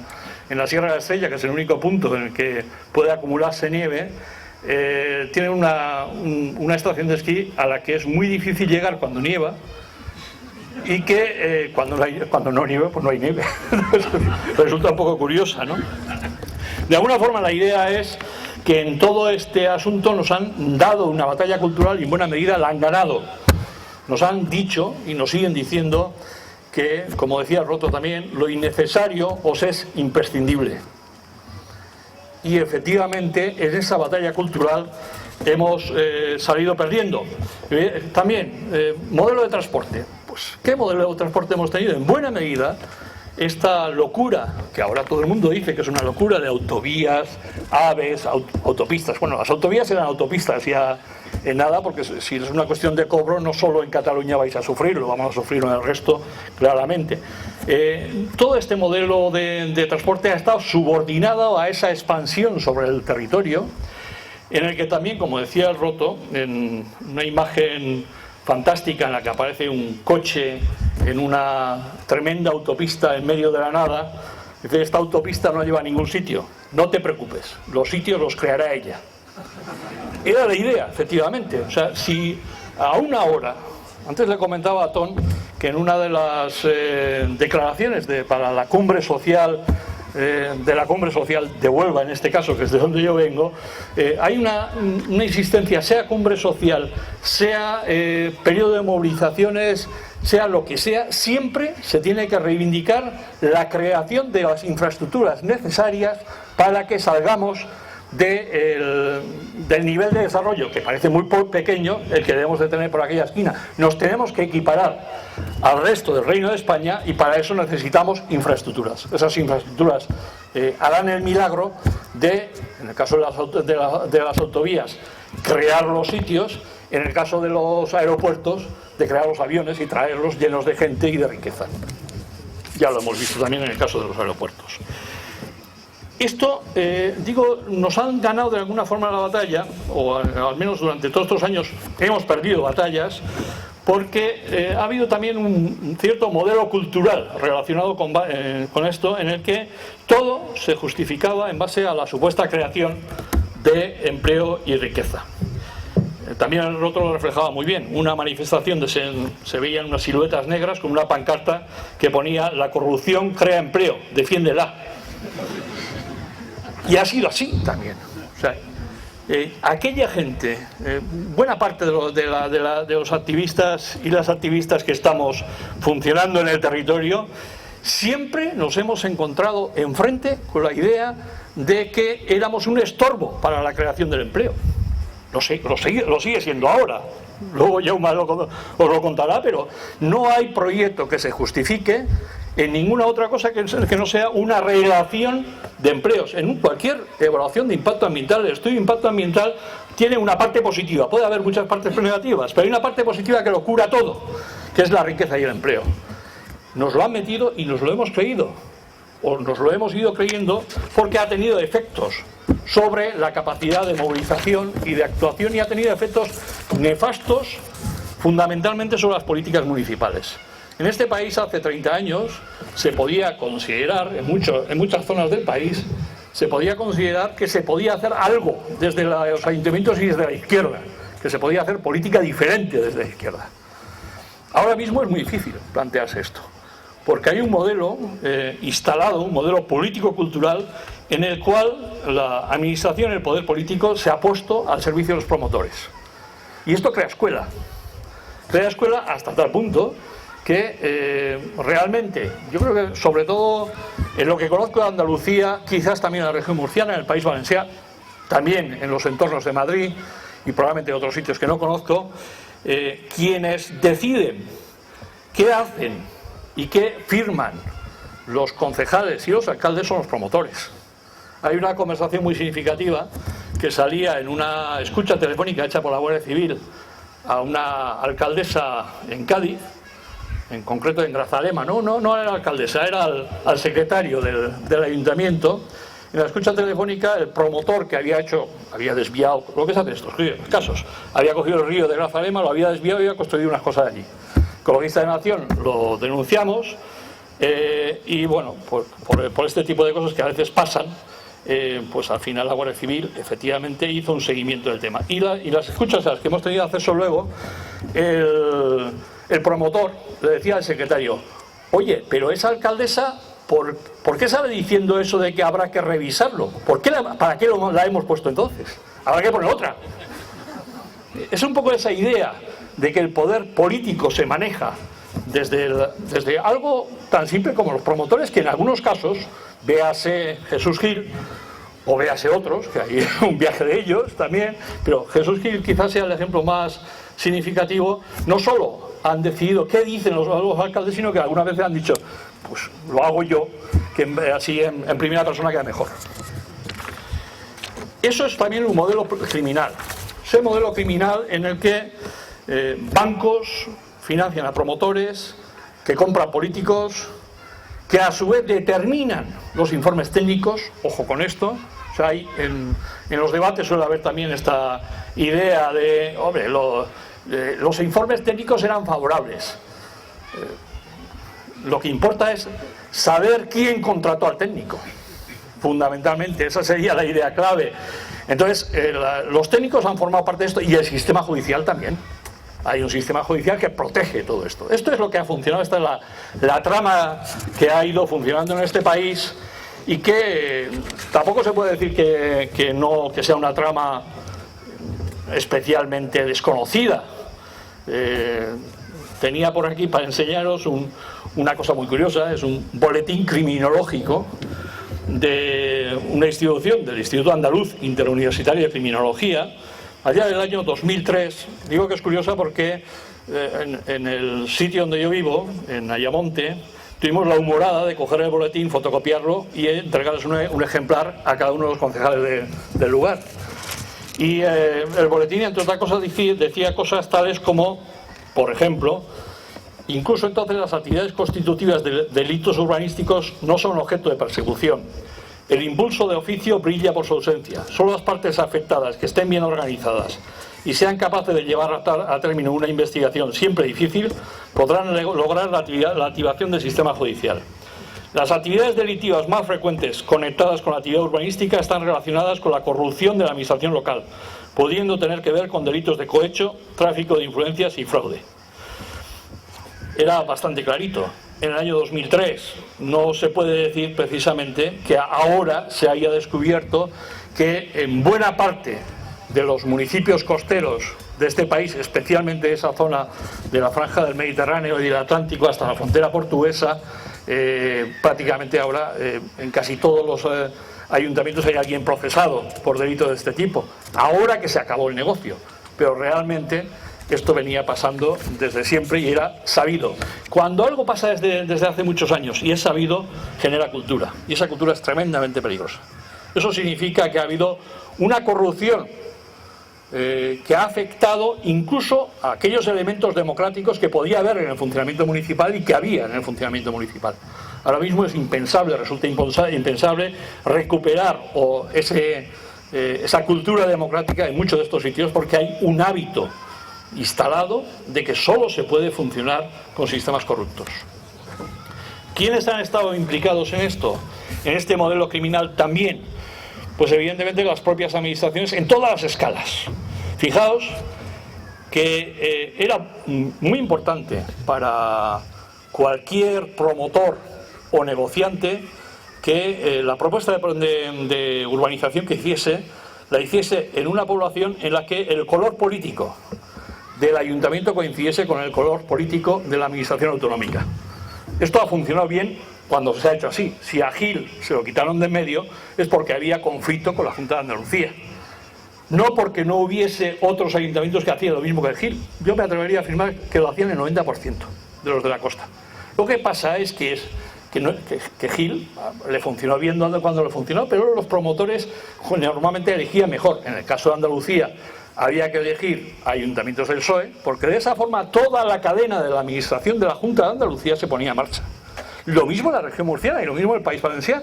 Eso es lo que estamos viendo ahora que sale a flote, pero eso ha funcionado de esa forma. Por lo tanto, las administraciones todas, porque cuando se plantea una recalificación de un terreno para urbanizarlo, entrar en juego la administración de medio ambiente, entrar en juego las administraciones de agua que tienen que conceder, determinar que existen las posibilidades de proporcionar abastecimiento, las que tienen que ver con los viarios, las que tienen que autorizar las carreteras, etcétera. Entra en juego el conjunto de las administraciones de la autonomía, que tiene prácticamente buena parte de las competencias en ese terreno.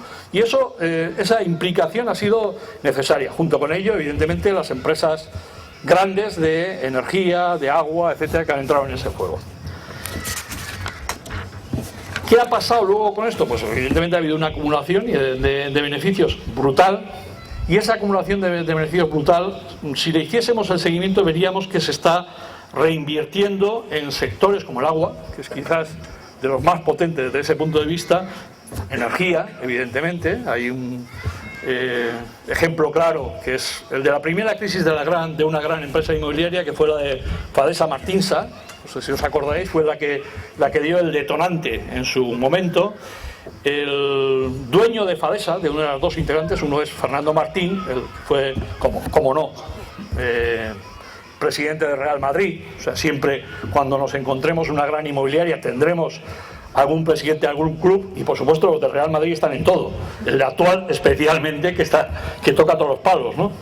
Pero en ese caso también estaba Fernando Martín y estaba un tal Jové, que era un empresario de la construcción gallego, que se había construido Fadesa directamente, y le tuvo la humorada y la habilidad de vender Fadesa por 3.500 millones de euros a Fernando Martín. Fernando Martín se encontró con que había comprado por 3.500 millones de euros una deuda de 4.500 millones de euros. Resultado, Fadesa Martinsa quebró. ¿Y dónde está lo que se levantó el tal Jové?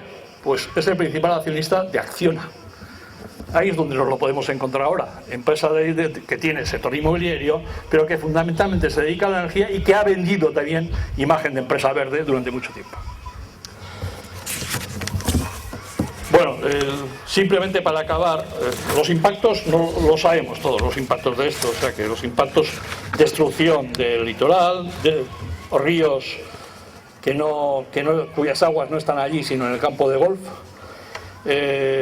residuos, agua y energía multiplicados, porque prácticamente la idea ha sido que todos viviésemos en dos sitios a la vez. No lo ha sido posible para la mayor parte de la gente, pero sí ha sido posible tener segunda residencia para muchísima gente, incluida gente de la clase obrera. No vayamos a engañarnos que esto solo es una cosa de ricos. Esto ha funcionado en la medida en que se ha extendido a eso que ahora le deben llamar clases medias, pero en realidad somos los trabajadores, que somos el público que ha ido comprando buena parte de estas cosas. La resistencia. Pues aquí hay un elemento que luego, si cabe, entramos en el debate. Me ha llamado la atención simplemente cuando estaba pensando sobre esto, que allá en el año 92, hace 20 años, creamos la plataforma Salvemos Doñana para afrontar una de las primeras grandes proyectos urbanísticos que se planteaban en el entorno de un espacio natural tan emblemático como Doñana, además, que era el proyecto War Hotel, que intentaba ocupar o urbanizar una zona de las playas pegadas al Parque Nacional de Doñana. En esa plataforma estábamos, aparte de ecologistas variados, que en esa época teníamos muchas siglas y mucha variedad, aparte de eso estaban, pues por ejemplo, Izquierda Unida, Comisiones Obreras, etc. En el Algarrobico, uno de los últimos ejemplos más conocidos de urbanización hecha a lo bestia, ¿quiénes hemos estado en contra? Organizaciones ecologistas. ¿Qué hemos tenido enfrente? A todo Dios, que aún así, con varias sentencias favorables a la demolición del Algarrobico, todavía siguen planteando, a través de de 15 ayuntamientos de la zona, siguen planteando que el Algarrobico funcione. Entonces hay un recorrido en estos 20 años en el que no puedo evitar tener cierta sensación de aislamiento. Algo habremos hecho mal nosotros seguramente también, pero ha habido un cambio también, ha habido un impacto de ese modelo cultural que decía antes sobre el conjunto, no solo de la clase política, sino también de los sindicatos tradicionales y de los no tan tradicionales también, en muchos casos. Y probablemente, aunque quede feo eso de que la corrupción crea empleo y defiéndela, si cambiamos corrupción por otras cosas más suaves, del tipo de esto es importante para el desarrollo local, esto generará puestos de trabajo en tal sitio, en tal otro, o en tal sector o en tal otro, generalmente nos podemos encontrar con que ha habido una evolución negativa que ahora nos deja con muy pocas armas reales para enfrentar los tiempos que vienen y para recomponer lazos, que en tiempos de crisis justamente recomponer lazos en ese sentido puede ser bastante difícil, porque la tentación al viejo discurso, al de volvamos a lo que teníamos antes, que teníamos más empleo y vivíamos estupendamente, esa tentación sigue pesando en la clase trabajadora y especialmente en las direcciones de sus organizaciones. Dos detalles solo para terminar. También sobre las inversiones y sobre exportaciones de este modelo a otros sectores. Hay dos cosas que me parecen importantes. Una, parece que cuando pensamos, como lo he hecho antes, dónde ha ido a parar el dinero, a qué se está dedicando la gente, pensamos en grandes cosas. Energía, alimentación efectivamente, agua, en fin, cosas elementales. En el caso andaluz, yo creo que hay un reto. En el caso de la agricultura hay un problema gordísimo. Estamos creando una burbuja del olivar. Parece mentira, pero es así. En Andalucía el agua del Guadalquivir no va a los campos de golf solo, va sobre todo a un olivar que ha pasado de ser un cultivo de secano a ser un cultivo de regadío, cultivo pensado además como cultivo intensivo y que está ocupando toda la vega del Guadalquivir, incluidas las zonas de producción alimentaria de otro tipo, las zonas de huertas. Y todo eso basado en la Unión Europea y su sistema de subvenciones. Entonces, ahí hay un elemento que nos puede estallar en cualquier momento, además, porque es muy frágil.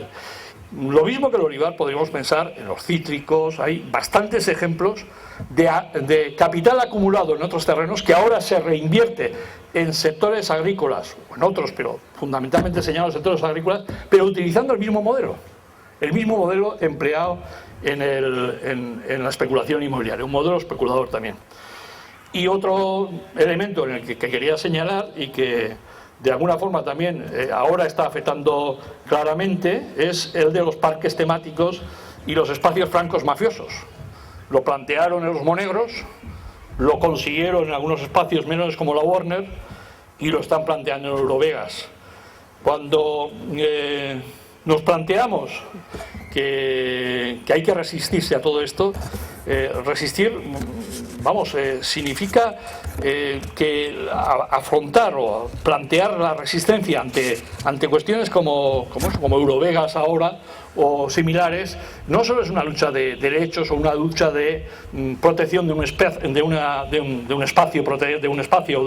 o de unas especies o de un territorio, de unas tierras, es también una lucha frontal contra las formas que adopta el capitalismo en su asalto a la naturaleza.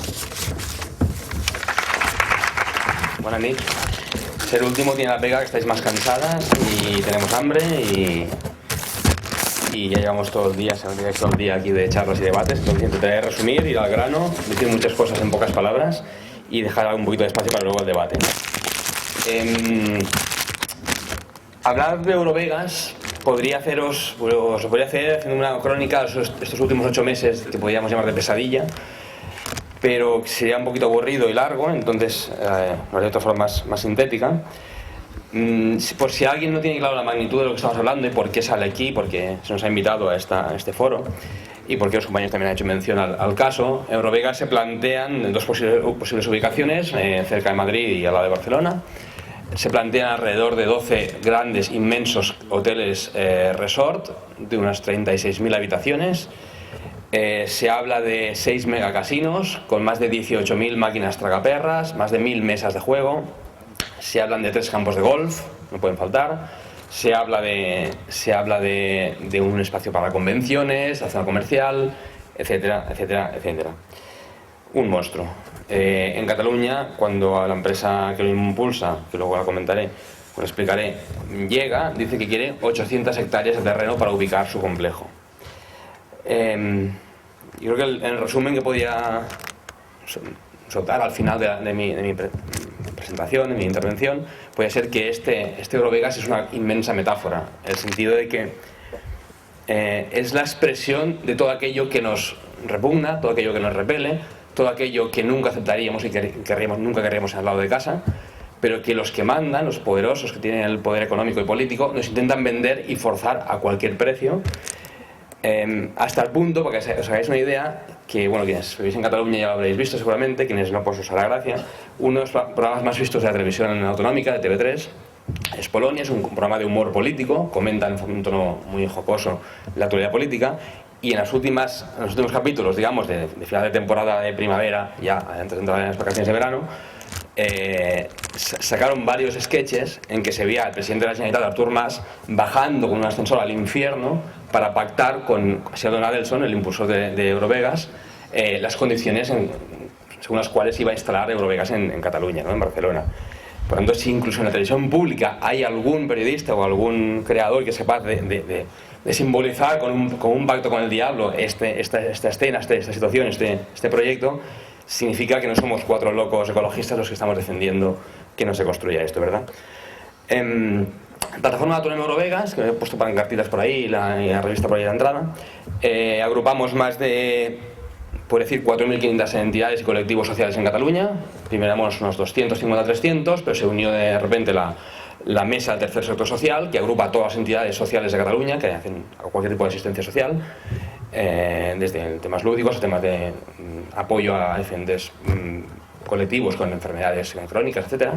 Por tanto, más de 4.500 entidades, más de 20.000 personas han firmado a nivel individual, a través de Actuable, muchas más a través de la web, etc.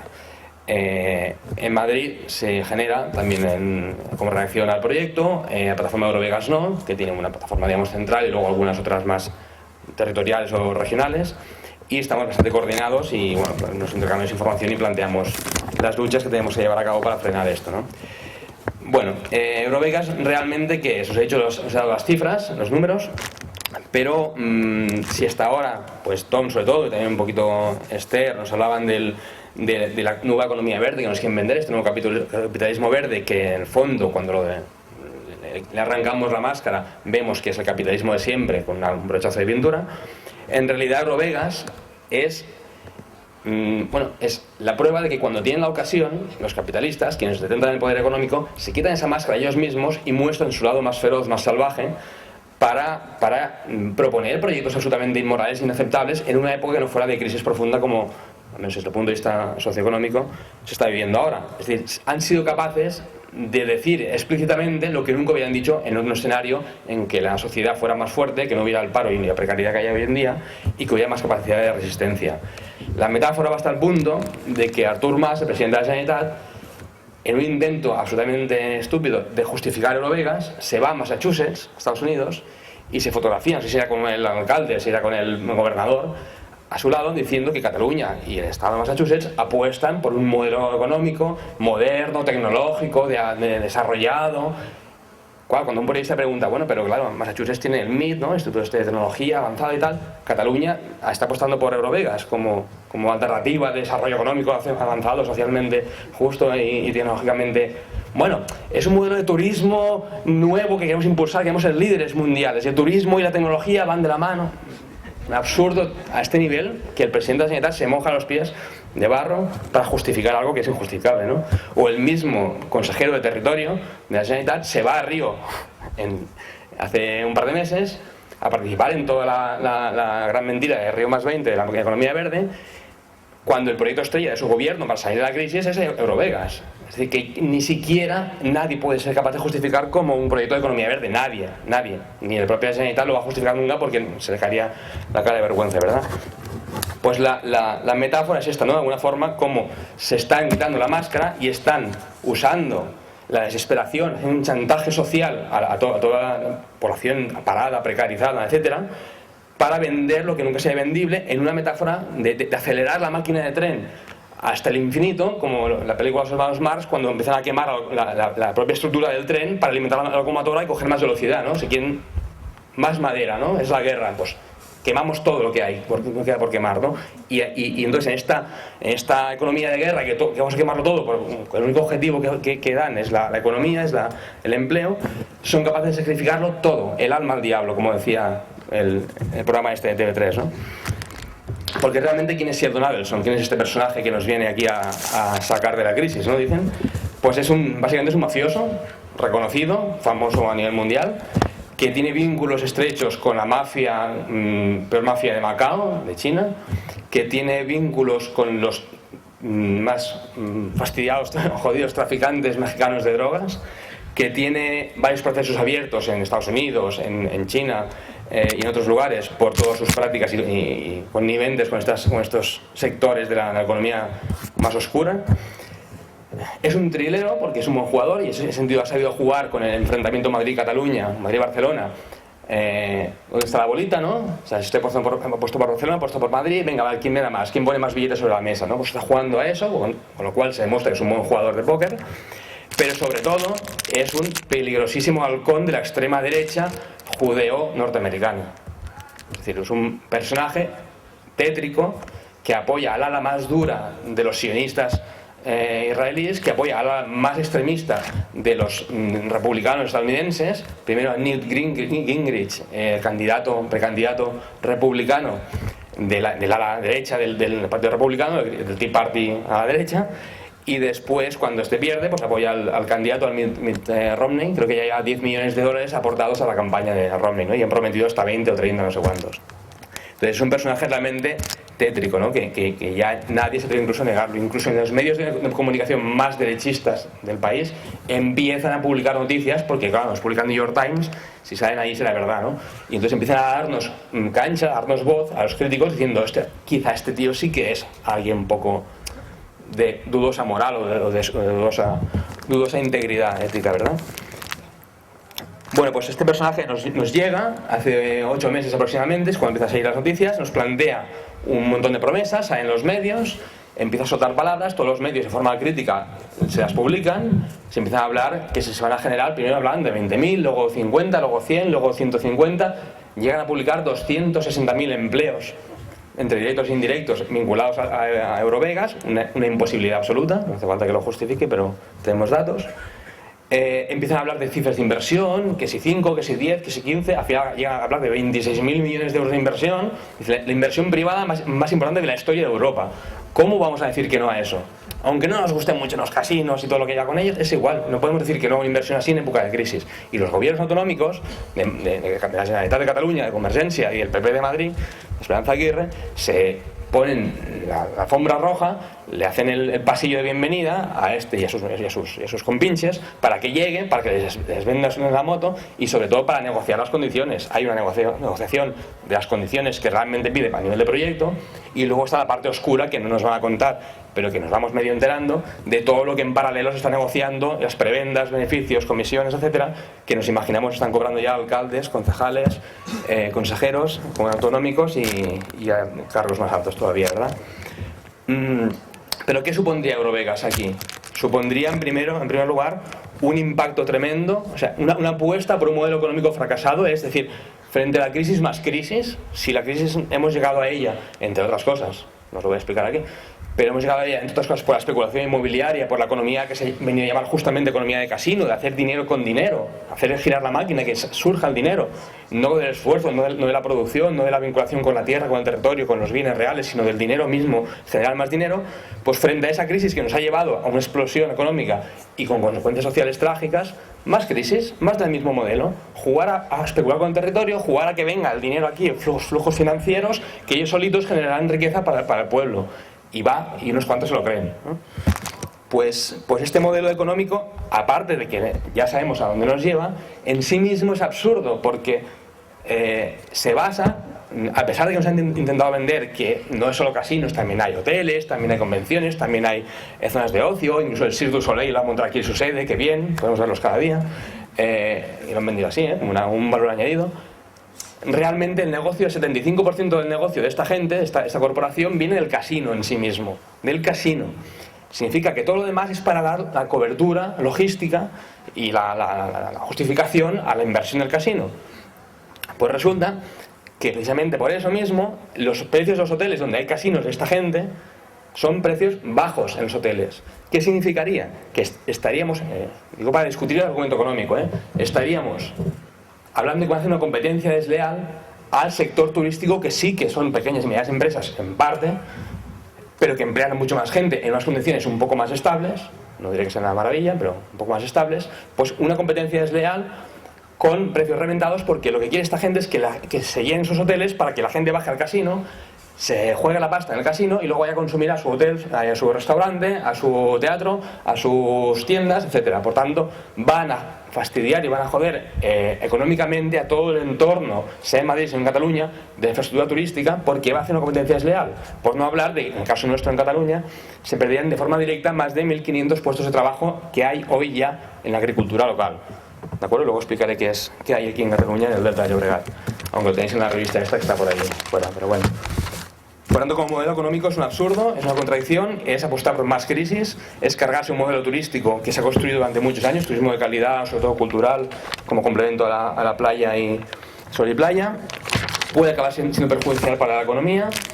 Es mentira que no sea todo casinos, el centro de negocio es el casino y lo demás es la cobertura justificativa. Y frente a eso estamos planteando no solo la oposición, sino un montón de alternativas de diferentes vías de desarrollo económico que fueran viables y mucho más coherentes y sostenibles, ¿verdad? Quería hacer referencia también, aunque no hace falta que me extienda mucho, a todas las consecuencias sociales que vendrían vinculadas a Eurovegas. Roberto Saviano, conocido investigador italiano sobre el tema de la mafia, sobre todo mafia italiana, pero conoce todo el mundo del crimen organizado, alertaba ya hace bastantes meses de que si se instala esto aquí, seremos el centro neurálgico del movimiento de la mafia internacional en Europa.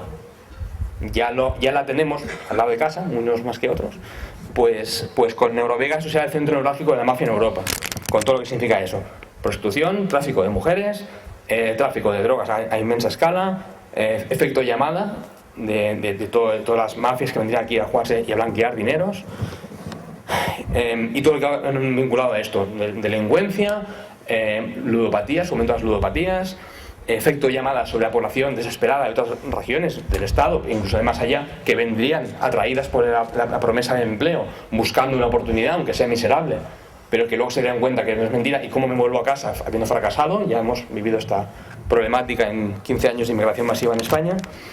Por tanto, todos los problemas vinculados socialmente a este proyecto son inmensos y son inaceptables, ¿no? Solo como referencia, el estado de Nevada, donde está Las Vegas, es el estado de Estados Unidos con más paro, mayor índice de paro, el tercero con más criminalidad y de los últimos en educación, en sanidad pública, etc. Por tanto, ya sabemos el modelo que nos llevan, ¿no? Incluso el cinismo de este personaje, Adelson, es tal que tiene a una de sus manos derechas, un tal Andrew Tottenham, como director, que lo puso él, de una fundación que es una entidad benéfica que ayuda a rehabilitarse a ludópatas. Bueno, primero genera ludopatía, les extraigo hasta la última gota de sangre y luego los ayudo pobrecitos, a reinsertarse, ¿verdad? Con donativos, de caridad, esta mentalidad yankee de la caridad y tal, ¿no? Bueno, no sé si tan o más grave que lo que he contado hasta ahora, Eurovegas, tal como se ha llevado a cabo, significa una fractura democrática tremenda, por muchos motivos. Primero porque se está negociando un megaproyecto a espaldas de la población, a espaldas de todas las organizaciones sociales que tenemos algo que decir, en espaldas a los medios de comunicación. Se han negado sistemáticamente los gobiernos autonómicos a dar explicaciones de qué están negociando, pero se sabe porque la empresa en este sentido es más clara incluso que los gobiernos democráticamente elegidos. Es más clara porque ha dicho desde el primer día lo que quiere hacer. Ha dicho: yo quiero 6 casinos, 12 megahoteles de 150 metros de altura, un mega resort, campos de golf, etc. O sea, ellos saben lo que quieren y lo han explicado. Los gobiernos se han escondido detrás de las faldas del señor Adelson para no dar la cara. Y se sabe, porque lo han dicho la empresa, que está negociando una serie de modificaciones legales a medida para ofrecer todas las ventajas fiscales y de todo tipo para que aterrice esta empresa aquí.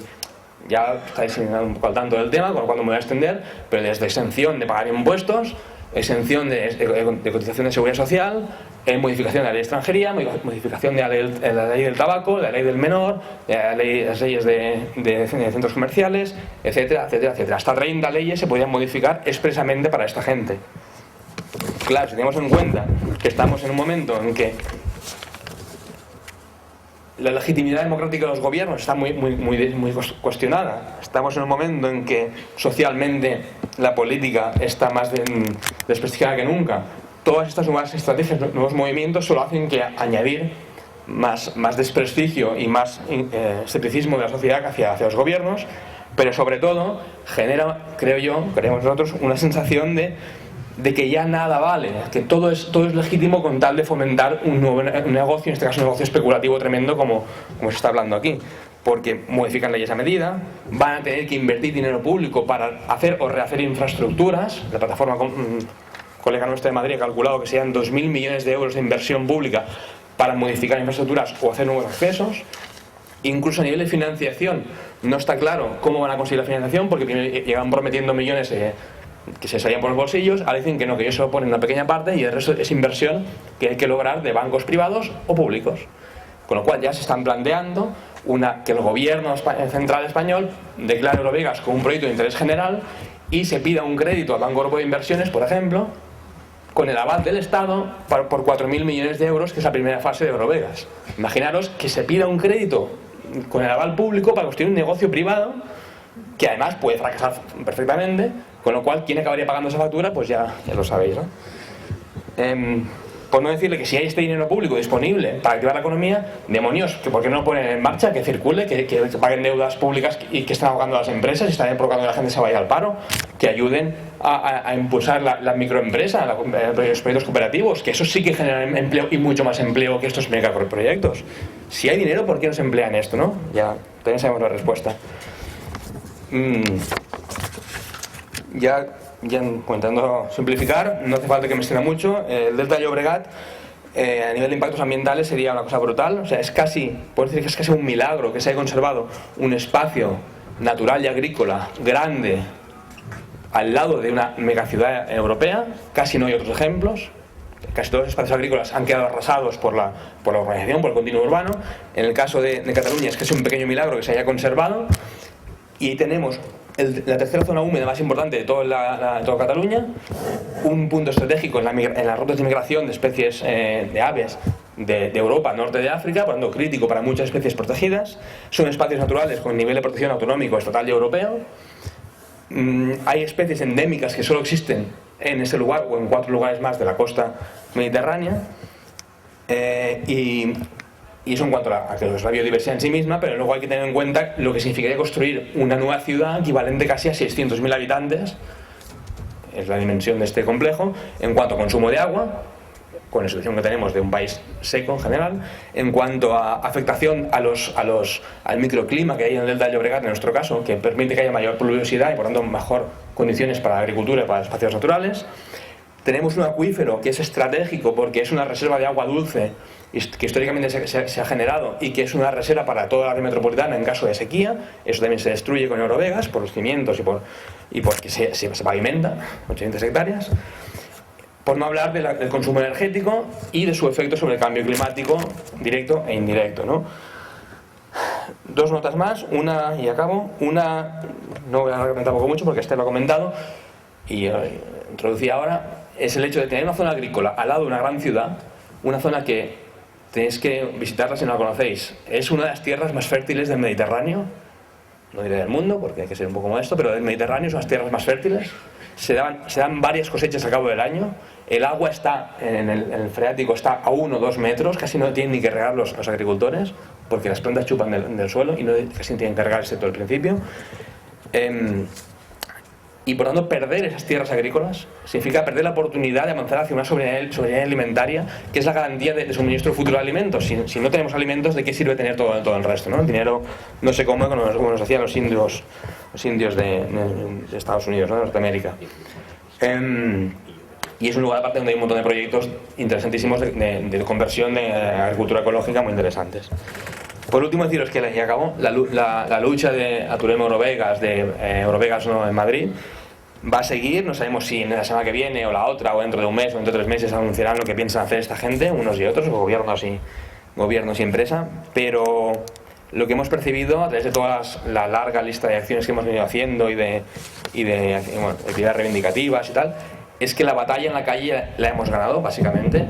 O sea, cuando salimos y repartimos esta revista que habíais por ahí, cuando hablamos con la gente, cuando vemos los periodistas mismos, nos dicen es que hay una inmensa mayoría social en contra. Hace 8 meses no, pero hoy ya hay suficiente información y tenéis argumentos y la gente mayoritariamente está en contra, a pesar del paro, a pesar del chantaje que está haciendo y a pesar de la desesperación de muchas personas, pero mayoritariamente la guerra en la calle está ganada, hasta el punto de que algunos partidos, al menos en Cataluña, empiezan a sufrir desgaste. Léase, los socialistas aquí no se han posicionado oficialmente, pero los alcaldes están a favor. Léase CiU, que empieza a sufrir también las consecuencias de estar impulsando esto a cualquier precio, ¿no? Entonces creemos que la batalla socialmente está ganada. Veremos si económicamente se para por el rescate de la economía española, por el problema de financiación del proyecto, etcétera. Esto pone un bloqueo insuperable al proyecto.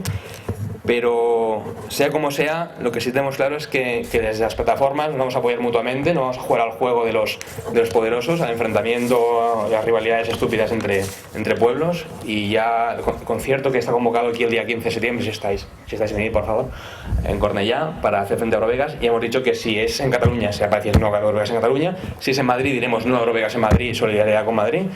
Y supongo que al revés será lo mismo. Y entonces es una lucha que yo pienso que la vamos a ganar, porque está bien encarrilada y hemos conseguido mucho. Entonces, si nos podéis apoyar y queréis comprar la banderola esa, aprovecho para vender mi libro, tenemos unas cuantas para apoyar la causa. Gracias.